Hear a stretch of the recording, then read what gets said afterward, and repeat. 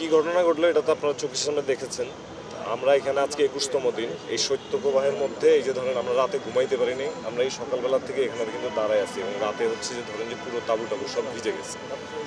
এই 21 দিনে বাংলাদেশ পরিবেশ বাঁচাও আন্দোলন বা বাপা থেকে কেউ আসেনি, কেউই আসেনি।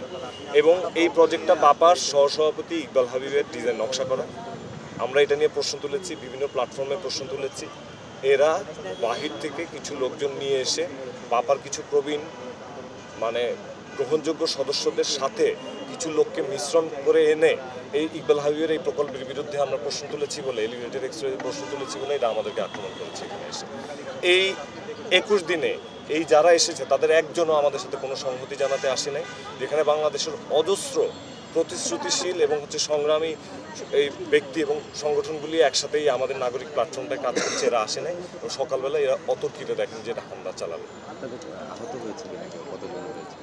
আমার তো এই যে হাত কেটেছে দেখেছেন, এই যে ফয়সালের ফয়সাল ওর ওই যে মাথায় লাঠি দিয়ে বাড়ি দিয়েছে, ওকে মাটিতে ফেলে হচ্ছে পাড়া দিয়েছে, ওর ঠোঁট ফাটিয়েছে, এই যে ওনাকে পিটিয়েছে, আপনারা দেখুন তাঁবুর ওই অংশ ভেঙেছে। এইটা কি কোনো পরিবেশবাদী আন্দোলনের কর্মীদের এটা কোনো হচ্ছে কর্মকাণ্ড হতে পারে? বসুন্ধরা ডায়াপেন্ট এখন আরো উন্নত। এই hot air through top sheet দ্রুত শোষণ করে সোনামণিকে দেয় কোমল অনুভূতি। বাংলাদেশে পরিবেশ নিয়ে যে নৈরাজ্য হয়েছে, বাংলাদেশের একটা পরিবেশবাদীদের একটা অংশ বাংলাদেশকে যেভাবে লুণ্ঠন করেছে, এই ইকবাল হাবিবের খুঁজে দেখেন, রামচন্দ্রপুর খাল দখল করে বাংলাদেশ ইউনিভার্সিটি ওখানে বসিয়েছে, ওনাদেরকে ভুল বুঝিয়েছে।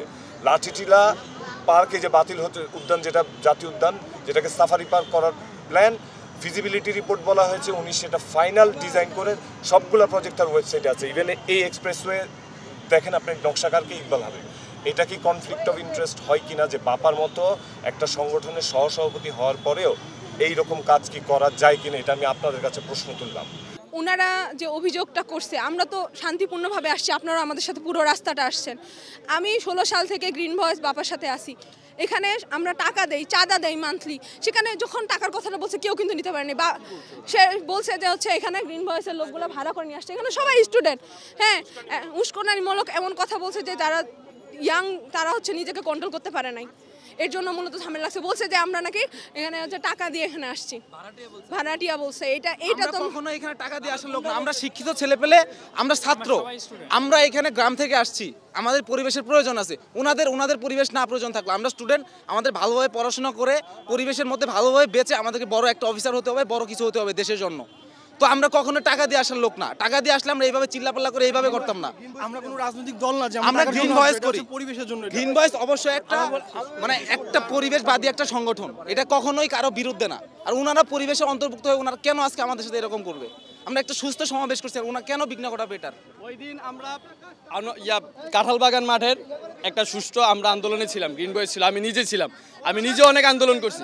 ওই আন্দোলনের একটা প্রতিষ্ঠাবার্ষিকী আমি এবং সুমন ভাই, গ্রিন ভয়েসের সুমন ভাই, বাবা যুগ্ম সম্পাদক, আমরা গেছিলাম পরিদর্শনে। ওরা আমাদেরকে যেভাবে পারছে হেনস্থা করছে, ছোট লোক আমরা নাকি টাকা খাই। কে টাকা নিয়ে আসছে এখানে জিগান, প্রত্যেকটা স্বেচ্ছাসেবী জিগান, তেজগাঁও কলেজের এখানে 40 জন আছে, কেউ টাকা নিয়ে আসছে কিনা। ও আমাদেরকে 2 জনের পাইয়া আমরা একটা অনুষ্ঠানে গেছি, ওরা 5 জন গাঁজা মাজা খাইয়া লোড হইয়া যা করছে, মানে মানুষ লিটারেলি দেখা যাবে যে ও একটা নেশাখোর। ওরা কোন সংগঠন, কোন সংগঠনের পরিচয় আছে ওদের? একটা গ্রিন ভয়েসের আন্ডারে 1.5 লাখ মানুষ আছে। আমরা হচ্ছে পরিবেশবাদী যুব সংগঠন গ্রিন ভয়েসের কর্মী।